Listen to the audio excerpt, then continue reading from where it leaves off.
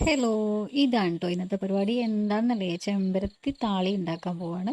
ചെമ്പരത്തി താളി ഉപയോഗിച്ച് തല കുളിച്ചിട്ട് ഒരുപാടായിട്ടോ. പിന്നെ ഇടയ്ക്കൊക്കെ ഷാമ്പു ഉപയോഗിക്കാന്നല്ലാതെ ആദ്യമൊക്കെ സ്ഥിരമായിട്ട് ചെമ്പരത്തി താളി അല്ലെങ്കിൽ കറ്റാർവാഴ, കരിവേപ്പില, വേപ്പില ഇതൊക്കെ കൂടെ അരച്ച് താളിയൊക്കെ ഇട്ട് തേക്കാറുണ്ടായിരുന്നു. ഇപ്പോൾ ജോലിക്കൊക്കെ പോകുന്നതുകൊണ്ട് തന്നെ ഒന്നിനും സമയം കിട്ടാറില്ല. ഞായറാഴ്ച ആകുമ്പോഴത്തേക്കും ഷാമ്പു ഉപയോഗിച്ചിട്ട് തല കഴുകും.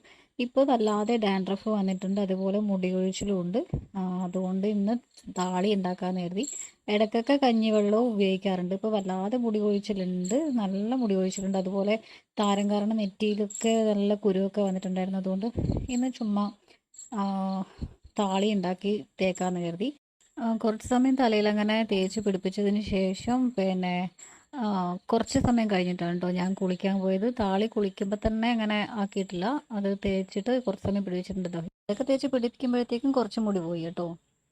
പിന്നെ നേരെ തോട്ടിലേക്ക് പോയി തല കഴുകാൻ വേണ്ടിയിട്ട്. നല്ല തണുത്ത വെള്ളം ഉണ്ടായിരുന്നു. അവിടെ നമ്മൾ നല്ല വൃത്തിയിൽ തല കഴുകാലോ. അങ്ങനെ തോട്ടിൽ പോയി തലയൊക്കെ കഴുകി സെറ്റാക്കി. അപ്പോൾ ഇത്രയേ ഉള്ളൂ ഇന്നത്തെ വീഡിയോ. Tata bye.